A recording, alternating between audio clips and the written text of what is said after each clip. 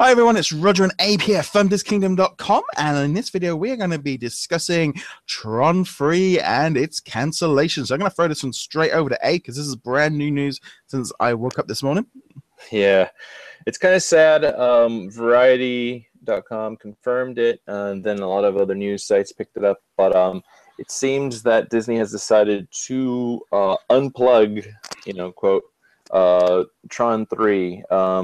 Everything was looking pretty nice for Tron 3. I mean, you had Olivia Wilde and what's his name? The guy who plays Sam coming back. And they were already like looking into getting Jared Leto in there, Munn in there, like freaking hot Munn.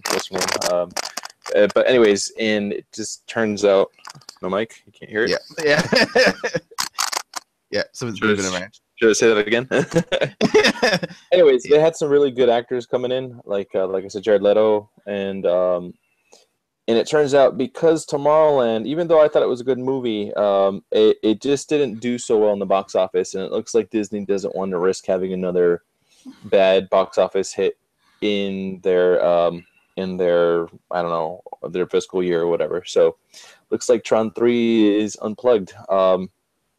And I honestly think that's, as a fan, I think it sucks because, obviously some of us who like Tron definitely wanted to see this movie. We're excited for it. They had already talked about starting production in Canada later this year.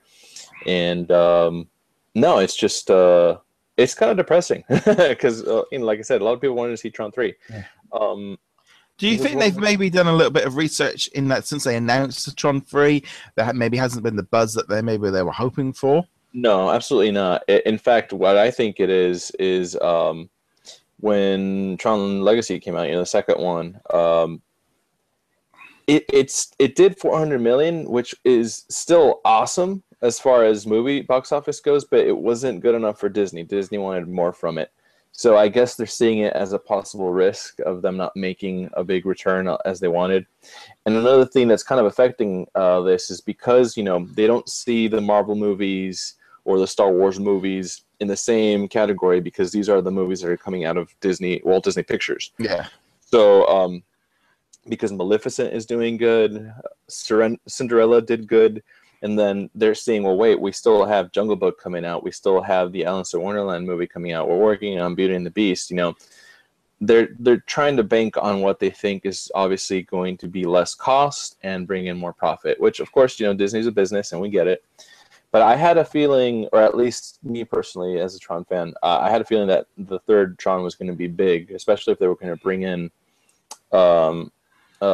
great actors too into this movie. I mean, plus the way they left off the second one, it's just like it almost made you like, ooh, what's going to happen?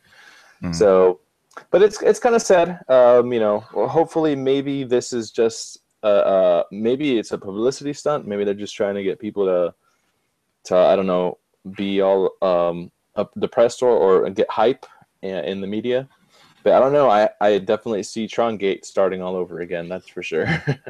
I mean, I think for me, I still view Tron as kind of a bit of an odd entity. It's kind of got its own fan base, but try to get it out. The big Tron movie in the 80s was huge because it was so unique and it caught everyone's attention.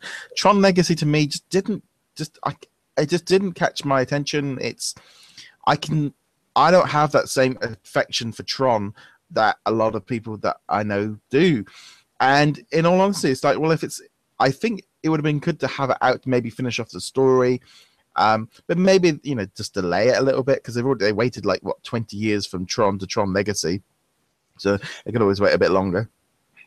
Yeah, no, ultimately, seeing this completely, and I'm going off of obviously what they're reporting in these articles, but the way I see it is, I think because you're looking at another movie and how bad it's doing in the box office, even though, again, it's a great movie, basing your decision on moving forward on another movie on that, I feel like it's ridiculous. Because let's be honest, out here in the States, you chose to release the movie Tomorrowland while there are great movies out there that are rarely popular right now. Like, for example, you have Age of Ultron. You have Pitch Perfect 2. You have Mad Max. Yeah, I think I said it right, Mad Max. Yeah. And then you have the new one that came out, which is the San Andreas Fault, this big earthquake movie. Yeah. A lot of competition out there at the minute. Yeah, it's just I honestly think it's competition, and honestly, also another subject is I think it's also an Tomorrowland's defeat is also an issue with Disney's poor marketing. I honestly think they usually play it safe, and usually the movie suffers. That's why I think Tomorrowland isn't doing as well in the box office. Yeah, I mean, I think like the trailers and stuff, and it looks really interesting, and it's a movie I want to see. But again, I don't want to go see it at the cinema, and that is not. This is maybe one of those perfect things. I want to see the movie. I really want to see it. But I cannot justify going to the cinema for that cost because of the prices. To go to see a movie now means a lot more. It costs so much more to go see. I could buy it on Blu-ray in a few months for the same price as going to the cinema, or I could rent it or whatever. And for me, it just didn't seem as a movie I wanted to see at the cinema. And I know, for example, like the Tomorrowland stuff is the stuff that they were sort of showing and trying to get that thing over to people that, Tomorrowland is a futuristic movie and it's about tomorrow. But all reports I've been getting, and I haven't seen the movie yet, is that pretty much there's hardly any Tomorrowland stuff in it. It's all based in now. Yeah. No, and that's exactly the key point, too, is the fact that, you have all these great movies out now. You obviously can't spend so much money going to the movies to see 4+ movies. You're going to have to pick one, maybe two, and that's it. And then the other one you're just going to wait for. So yeah, it's like I've already got. We went to see Age of Ultron, got our tickets for Inside Out, and I want to go see Ant-Man.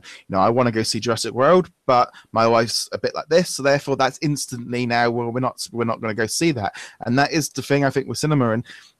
Yeah, okay, certain target audiences will go see everything and it doesn't matter, but the general, when these big movies go massive, it's broad appeal to get people that maybe don't go as often to go in, and there's a lot of, it's summer blockbusters, it's that time of the year when all the big ones come out, and I think Tomorrowland just, it looks great, and I don't think the marketing was too bad in terms of the trailers and stuff. They all look really cool and sold it to me and my wife, but it didn't feel like a have to go see it straight away movie.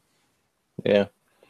Well, yeah, it's a bummer that, Tron 3 suffering from it. But anyways, tell us what you guys think. If you guys are bummed out like I am, just say something about Tron 3. If you don't care, well, okay, move along.